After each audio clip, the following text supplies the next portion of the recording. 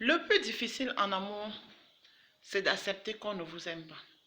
Après une longue période d'amitié, après des années d'amitié, parfois 20 mois, parfois 30 mois d'amitié, pratiquement 3 ans d'amitié, vous constatez que votre conjoint ne vous aime pas ou la personne avec qui vous êtes ne vous aime pas. Ça, c'est le plus difficile, alors que vous avez mis tout en marche pour que cela puisse aller dans le bon sens. C'est-à-dire, vous avez investi de votre temps, de votre amour, de votre affection, de vos moyens possibles à votre possibilité. Allez même au-delà de vos moyens pour faire plaisir à votre conjointe ou à votre conjoint. Question que vous continuez à solidifier l'amour et à faire grandir cet amour autrement. Mais malheureusement, un de ces 4 jours, soit par des tromperies, soit par des égarements de comportement, soit par des disparités, vous constatez en fait que cette personne ne vous aime pas. Ça devient très difficile parce que quand c'est ainsi, vous n'arrivez pas à accepter. Vous voulez faire des efforts maximum pour que pour réparer cette situation, c'est-à-dire vous dites non, bon, si il s'est comporté comme si, bon, il va changer, elle va changer, même s'il est devenu violent, il va changer. Alors que réellement, quand vous regardez et que vous commencez dès les bases de votre amitié, vous constatez que même les signes d'alerte étaient déjà là.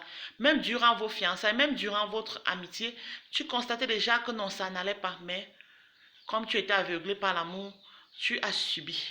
Et quand tu subis maintenant, il est difficile plus tard d'accepter la réalité qui se présente devant toi. Mais c'est la chose la plus grande en amour. Si tu te rends compte vraiment que ça ne va pas, il faut lâcher prise. Il faut lâcher prise, passer à autre. Ça fait mal, mais tout est possible dans cette vie. Et rien n'est impossible également. C'est ce que je voudrais vous dire.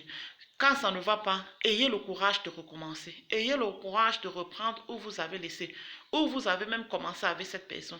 Et ce n'est pas parce que quelqu'un t'a offensé que tu vas haïr toute personne qui se présente devant toi. Non. À chacun sa chance. Vous pouvez avoir la malchance de tomber sur une mauvaise personne avec qui vous faites même 5 ans, voire 6 ans de vie commune, même 10 ans de vie commune. Et puis, vous vous rendez compte que vous n'avez rien de compatible, en fait. Vous faites tout, mais au fond, là, il n'y a pas l'amour. Il n'y a pas quelque chose qui vous solidifie.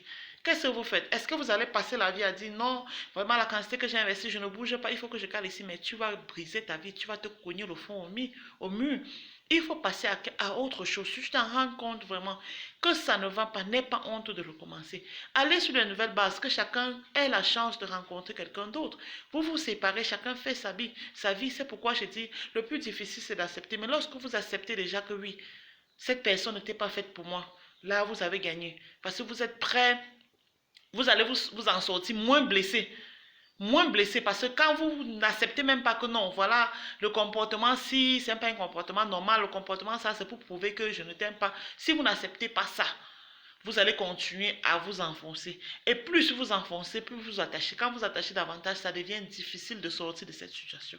Ça devient difficile et c'est comme ça que cela brisera entièrement votre vie. Il vous sera difficile de reprendre votre vie et vous allez vous trouver esclave de la personne parce que en ce moment, vous seriez en train de commander soit l'amitié, soit commander l'amour de cette personne. Et quand c'est comme ça, la personne vous malmène en vrai parce qu'il constate que vous êtes devenu son esclave, il est devenu votre maître. Il est capable de vous dire de faire si vous faites ça. On voit ça dans les sociétés, non? On voit des hommes qui vont jusqu'à pousser leurs copines peut-être à vendre même leur maison familiale ou aller créer les problèmes avec toute sa famille, chercher à vendre. Il parvient à flatter sa femme et puis elle pas créer tous les problèmes dans sa famille parce que elle veut enrichir l'homme. On en trouve des situations, hein? On en trouve des situations aussi même vice-versa où des femmes montent des hommes jusqu'à ils partent parfois même juste léser leur propre maman qui les a mis au monde ou leur propre papa qui les a mis au monde au détriment de la femme. Son père est malade, il ne parvient pas à amener son père à l'hôpital ou s'asseoir pour prendre soin de son père, mais il parvient à acheter une belle voiture à sa femme. Là, mon frère, sache que tu es dans le gouffre. Tu es dans ce que tu ne peux pas t'imaginer. Car, je t'assure, tu vas payer ça tôt ou tard. Donc, franchement, apprenons à accepter ce qui nous arrive et reprenons sur des bases. Rien n'est impossible tant qu'il y a la vie. Et tant qu'il y a la vie, il y a espoir. Et tant qu'il y a espoir, tout peut changer. Je dis bien, tout peut changer.